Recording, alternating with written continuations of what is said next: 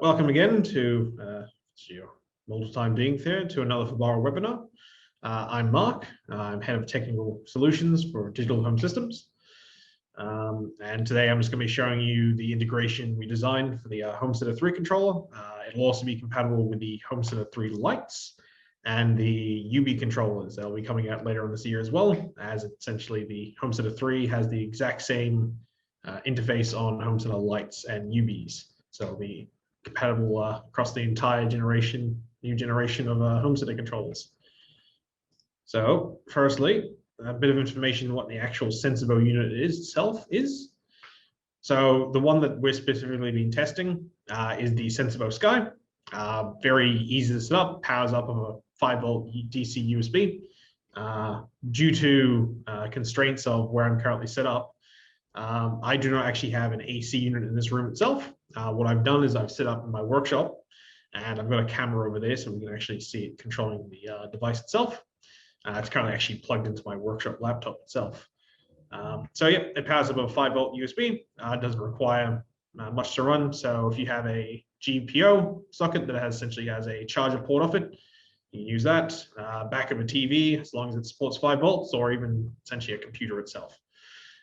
Quite easy and quick to set up. And it only took me probably about 2 to 3 minutes to actually set up the entire unit. That's including reading the manual. The SENSIBO Sky units themselves actually support a very large number of AC models, brands as well, and are readily available inside of Australia. You can get them from Harvey Norman, you can get them from pretty much all over the place. Dick Smith is closed down, JB Hi-Fi. But yeah, pretty easy to source if you do need to get one. But moving on to the meat and potatoes of this, the actual integration with the Fibaro HomeCenter 3 system. So if you've seen any of my previous webinars, most of the systems that we do that require third-party integrations use in Fibaro what are called the QuickApp system. I've already designed a QuickApp. I'm just going to log into my controller. If you do need this file, you can simply just email us, email myself or the office later on, and we can give it to you. So much in the same way as the showroom is behind me, operational, the little guy down here called the SENSIBO unit. Now, the alliteration I've made for it comes in 2 different brands. One of them is a very generic one, and the other one is what I've done, which actually operates in much in the same way as a normal AC system would work. Give me one moment, because I think this guy is playing up on me. Yeah, bear with me 1 second. I have an issue with caching on this computer. So, as I was trying to show you just before, the SENSIBO unit essentially operates much like a normal HVAC system would inside of Fibaro. Much like an example, the Rumatech ZTS500 has the same sort of interface controls. Slightly different details set up for it, but as this is a third-party system, you can't expect it to load it perfectly, much in the same way as Fibaro does. From here, you have your general controls for it, so setting modes, heating, cooling. The device checker command is just a legacy command I've got set up for debugging if you do have issues.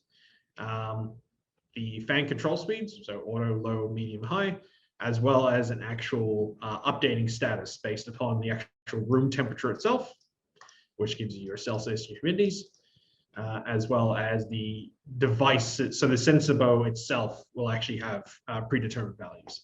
So as you can see, my previous settings for it were off. This is a rolling update that occurs naturally in the controller. It was previously set to cool. The fan speed was medium and set to 26 degrees as well. So moving on from that little interface, I should actually show you how to actually set one of these up. So what you simply need to do is, if you were to actually go into your settings menu down here in your controller, simply go to your devices. Under Other, press Add, the little plus button here. And then what you would normally do is upload a file. So I can actually provide you with that file later on if you want to test it out yourself. But essentially, after you've done that, what it will actually give you is it will give you all the settings I currently have for this unit itself. So it includes all the set variables and everything for the device as well. Funnily enough, I'm actually going to need to turn off that SENSIBO unit after this, because if you actually try to send commands directly to that, you will actually be controlling the air conditioning unit in my workshop itself due to how the integration works. So, one moment. So what you'll actually need in order to get this system operational is you'll need two bits of information. First, you will need the AC controller's ID itself, and you also need an API key to actually be able to get this operational. So I will show you how to get the API key first. It's quite simple. If you go to home.sensibo.com and just log into your controller. And it's actually using a normal password. And just log into your controller. So after you would have actually added an AC unit itself, so your actual SENSIBO Sky unit to your account, you'll be able to actually control it through your web browser, much the same way as this. What we need is to create an API key for it. So up the top left, simply click on this little drop down and do create an API key. So as you can see, I already have an API key itself. So you just have to, this is your actual full API key you need. But to create a new one, all you have to do is just type in what you want for it. So let's just say workshop. And you'll just get a new API key there. So you simply just copy that API key. And you just need to replace this little guy here using this little tag on the right-hand side. So that's all done.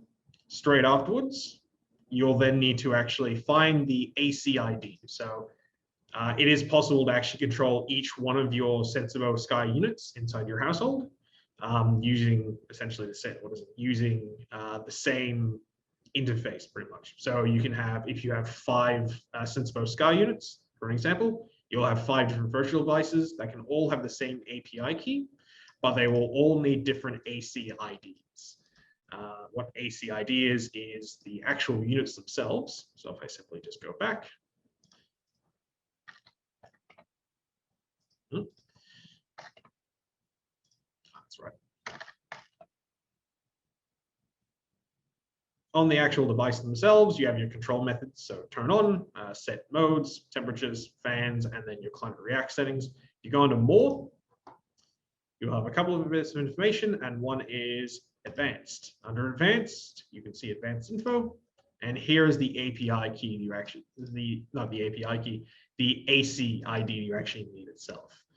There is another method of getting the AC ID that I can show you in a little bit, but this is the easiest method in actually getting onto that device itself. Once you've got that, once you've got the AC controller's ID, simply just copy that or essentially transmit it to here. Once you have that, make sure you just press save, and your unit should actually be fully functional from there. What the actual controls in the base device will do, I'll show you a little bit of information. I have set up a couple of methods for it so it won't cause, in perfect example, your controller to the actual AC itself to desync from your system. There's a lot of convoluted stuff for it, but I've actually set in a delay for it. So as a perfect example, if you were to set it to, let's just say beforehand it was off, if you set it to heat, it will first check whether or not it's actually on. If not, it'll send an on command. And then from there, it will wait about 4 seconds and then send the cool command. The reason for that is if you don't have delays in there, like we've actually currently set them like this, it will try and send 3 commands within a short space of time, and it'll essentially won't control your air conditioner at all. So I've set a little delay for that. One moment. Yes, Neil, it actually works with the cloud.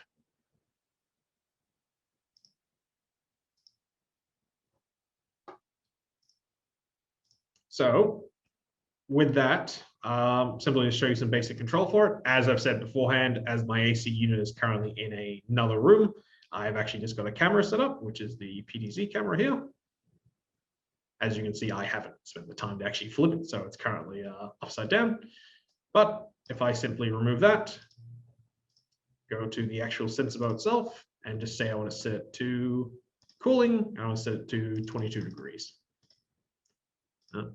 It ought to update itself before I can do it, and press set. So what will happen is I can hear it beep. If I open this up, as you can see, it's actually currently started activating. It's a bit difficult to actually be able to hear it beep because this camera doesn't have the functionality for it, but it's currently set to heat mode. Sorry, it's currently set to cool mode, and it's turned on. So if I simply just want to turn that unit off, I can just change this to off and do set. I can then open that camera back up. And as long as the state didn't get confused, there we go, it's closing up and shutting down. So that's essentially the basic integration for it. However, as this device, I've actually specifically set up as being much in the same method as, in the same way that a normal AC controller would be set up, or a normal wall thermostat, it's actually possible to grab it in your climate panel itself, which means you're actually able to take full advantage of the entire zoning system. So if I was just to, an example, try and set up a control for it, I can actually choose the SENSIBO unit. So workshop, and I set it up much in the same way as I would any other, any other climate panel setup for it. So I can schedule it to turn on and off with the rest of my systems, which means I can actually get it so it will turn on all the units at the exact same time. Turn on certain ones in case I'm coming home, and also be able to send commands to it just to actually make sure it turns off as well. But yeah, that's essentially pretty much all of it. Give me 1 second. The integrations I pretty much make very simplistic, so they're actually just very easy to do and don't require much technical knowledge in how to actually set up. So yeah, if you have any questions, feel free to give us a call. My email is there, which is mark@dhsys.com.au. If you want the actual SENSIBO little QuickApp itself, simply just message me and I can send it through to you before the end of today or anytime you really need it. General inquiries can go through to office at dhsys.com.au, or feel free to give us a call. We also have a showroom that's currently up in Greensboro. However, due to circumstances, that will not be available for a couple of weeks, possibly.